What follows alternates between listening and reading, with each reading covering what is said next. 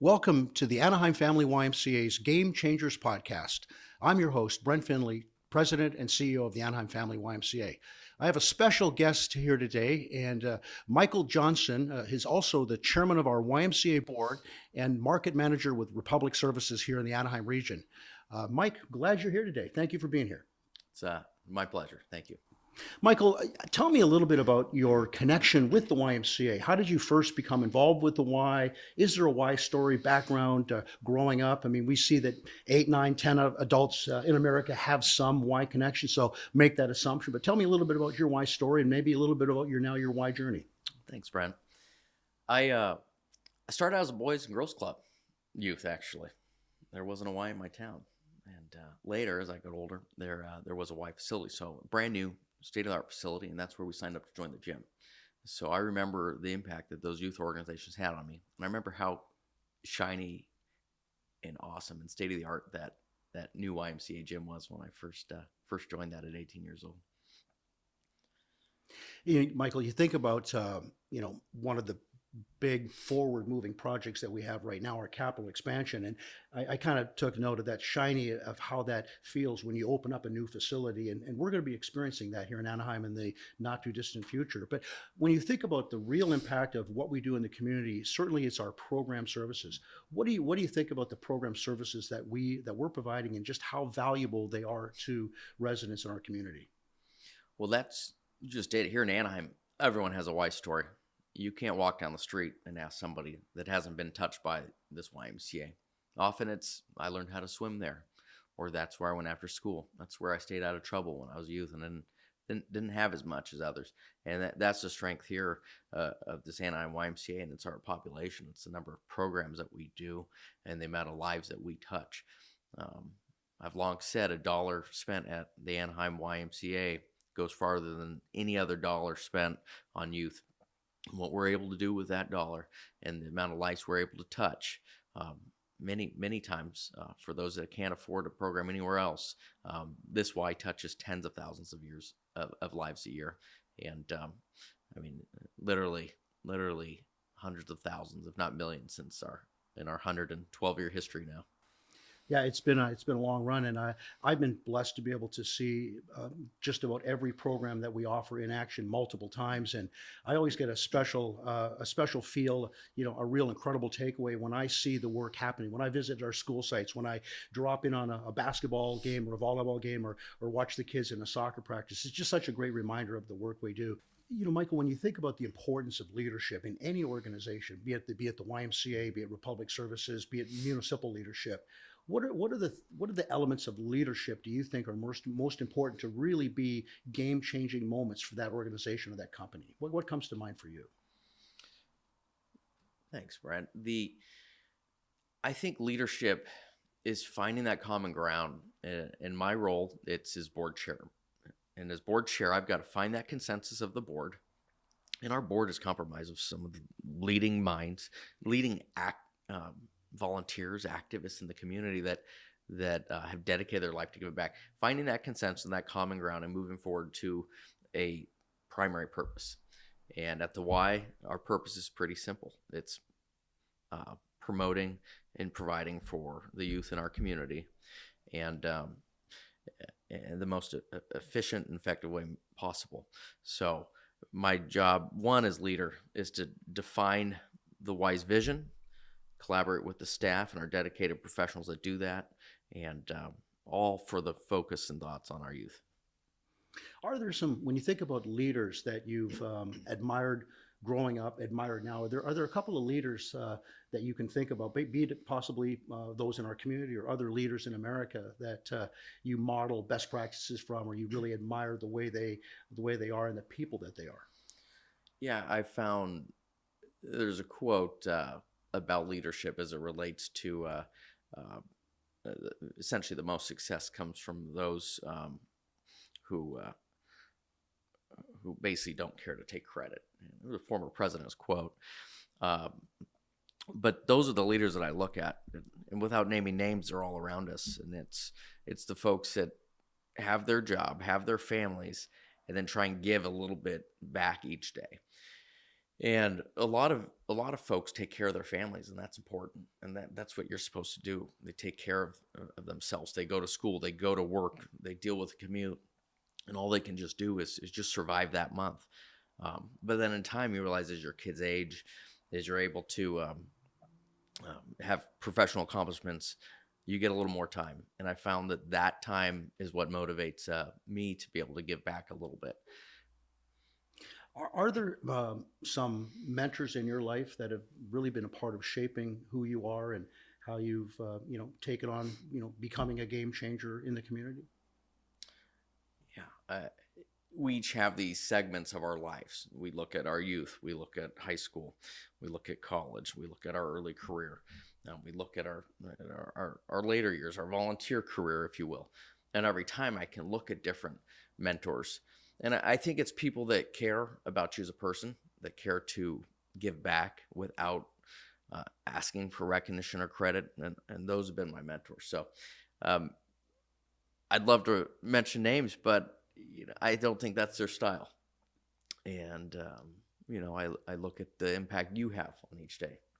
People like you and our staff, and our we have hundreds of staff members at the Y. We have 60 something full-time members right now of our staff, and I look at the individual mentorships they provide each day, and that's where I get inspiration from. So each month I constantly seek new opportunities to find new folks that provide me with energy to keep moving forward with our mission.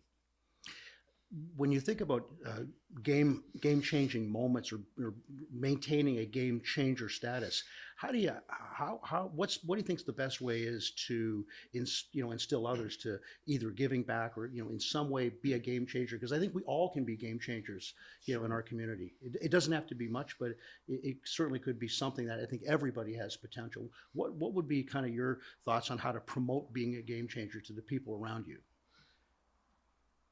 Was blessed professionally on the past past year and a half to work on the sale and acquisition of the largest contract in America in my industry, and I think how we earned that contract was from our community philosophy and our philosophy of involvement of the community. We built into that contract charity, and I think it's incumbent of our corporations. We're blessed to live where we live.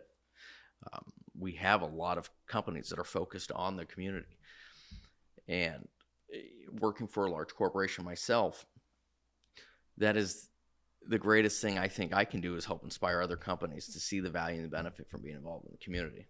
In Anaheim, I think the best, if not the greatest opportunity is the YMCA. So, but yeah, looking at that was a $1 billion sale.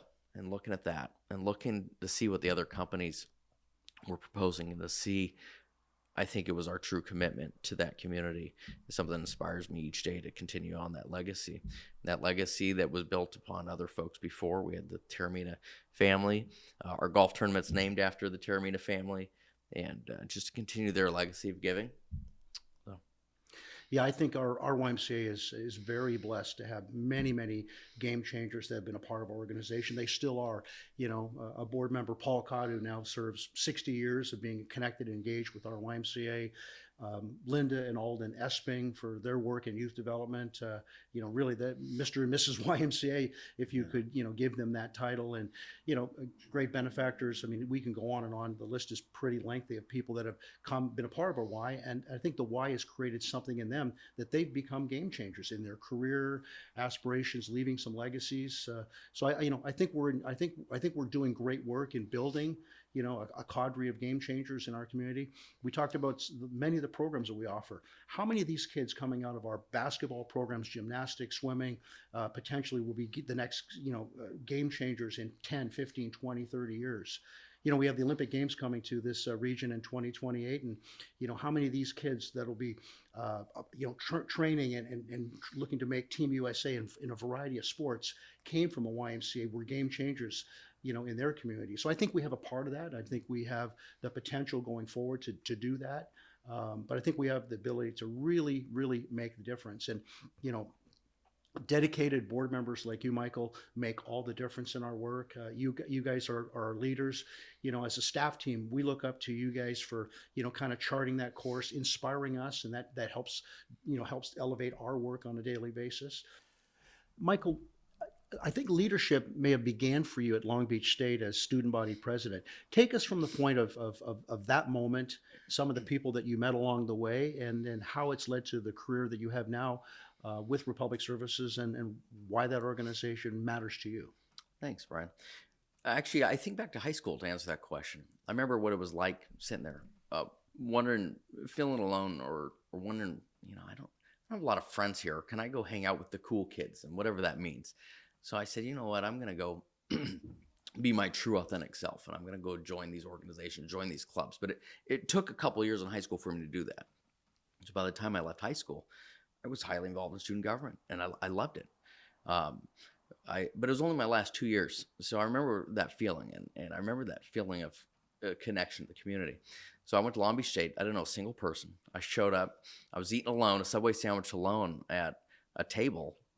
I was like, if I want some friends, I gotta go do something. So I went to camp, of all things. I went to student leader camp. So a week into college, I'm sitting there up in the mountains at camp. And I think my leadership journey took off from there. But I was still committed to youth. My father, growing up, was a school teacher. So I was going to be a teacher. But of course, I'm in student government. What do good students do? They throw concerts. So I'm sitting there throwing an 18,000 person Warp Tour, hanging out with Sum 41 and Paris Hilton. And I said, life is great right now. She was dating the lead singer then. And we threw another one. And my buddies were early promoters at Golden Voice and Coachella, early Coachella, back when it was a true dance festival in the desert. So anyways, I had a lot of fun doing that. It was Long Beach, right? Good music scene. Long Beach, we had Sublime, then Long Beach Dub All Stars, and all that kind of scene, and we're throwing concerts. So we hear rumors that someone's going to run for office, and Arnold Schwarzenegger. So we're like, let's go mail the Terminator a letter. And 2 weeks later, some guys from Hollywood show up, and they see two 20-something-year-old kids sitting there. And they're like, what do you guys here? And we're like, what do you guys want to do? We want to throw an event for a couple thousand people. We're like, cool, we just did one last month. So I'm sitting there hanging out with Schwarzenegger's folks, and mostly Hollywood types. This is before governor. And he goes on Jay Leno, announces, and we were in charge of throwing his rallies his first day here in Southern California. And I was looking around, and I was going to be a teacher because I love working. I love working in the community. That's what my dad was. I was involved in a bunch of youth organizations as a kid. And I slowly began realizing through that and my involvement that I could have the greatest impact. So I was student government. There was no one running around for president. I was running the elections for the school. I was a senator from the College of Education, but I was going to be a teacher. And someone was like, you got to run for treasurer. I'm like, I'm not good with numbers, but okay. Well, as treasurer, we're in charge of allocating funds to all the student organizations. And I loved it. And ultimately, same thing with student body president. I was looking there. Nobody was going to run for president. I was like, okay, I'll do it. By the way, I don't think I'll ever run for office again. It's not something I'd like to do. But that kind of put me on this career path of working for elected officials. And I've been all over the country traveling in that world. And ultimately, I ended up working for Republic. So we can get into that, I'm sure. But Yeah, no, that's what a great story of how that's been formulated who you are and how you look at leadership. Obviously, with elected officials, some incredible leaders that you had to you were able to be present with, and you could obviously take the bits and pieces that you saw in great leadership. When you think about our board, 28 game changing leaders in their own rights, and how do you try to steer? In essence, 28 different people. I think of it as coaching a team, and you got 25 different athletes, and you're trying to get the best from them, and it's all different ways and means and techniques. But when you think about bringing our board together, again, in moving them towards fulfilling the mission work, how do you do that? I think if you look at their roster, you look at their names, you look at their experience, and they're unparalleled, their commitment to Anaheim and the surrounding areas. So it's not hard because of the personalities that are there. These are people that have sought to give back. But it's a little bit of work, working with staff. There's a lot of planning, a lot of prep work involved, a lot of agenda prep. You got to have a good staff because at the end of the day, they're the ones that are implementing the vision that the board sets through. But just honest, candid conversations, a lot of phone calls, um, just kind of understanding where. So by the time we all come together, we're pretty much moving in the same direction already. Yeah, no, it's been great to watch you in your role. It's been 6 months, and coming from being on the sidelines with our previous board chair, and then seeing you catapult into that role. Even for the staff team, it's been great to watch you really step into the role and take the gavel and really run with it. So we couldn't be more happier. Being a part of your leadership. Tell me more about the company, about Republic Services. How was the company? Obviously you made $1 billion account happen, and what an incredible moment that is. But what do you see Republic doing now, and maybe 5 years down the road? Where's that organization going? And you're a great big part of it right now. Thank you. Republic's not a trash company. We are. That's something we do. But there's a lot of state legislation that says you have to have a certain amount of diversion. Um, so Republic Service is one of the largest recyclers in the country.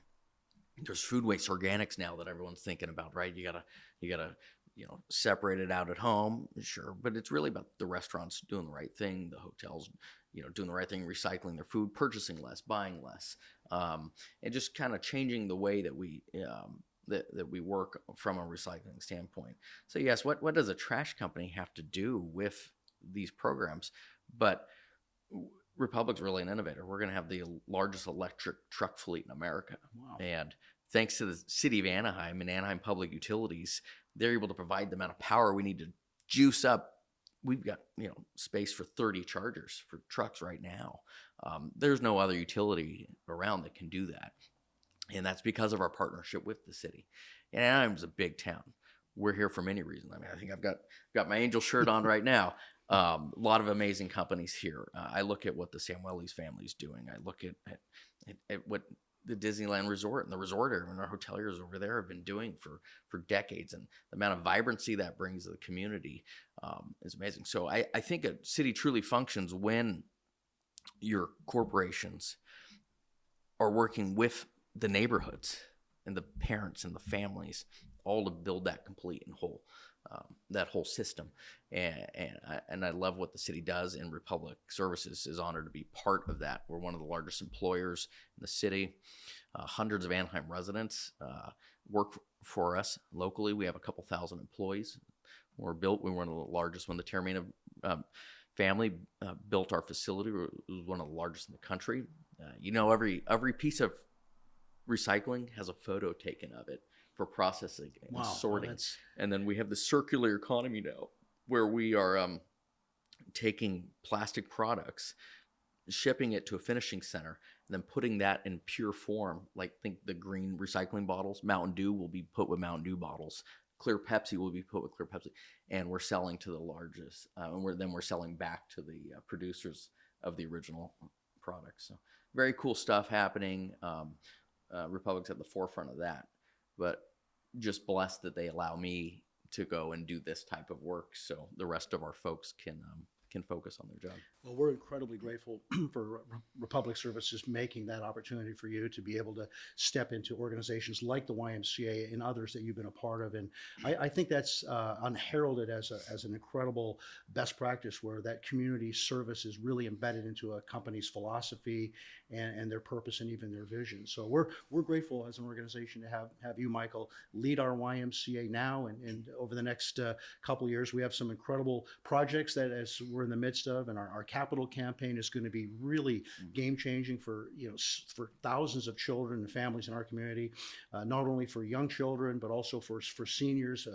Inactive and active seniors will be able to participate in programs that they haven't been able to do at the YMCA. So we got a lot of great things going, and your leadership is paramount to our success.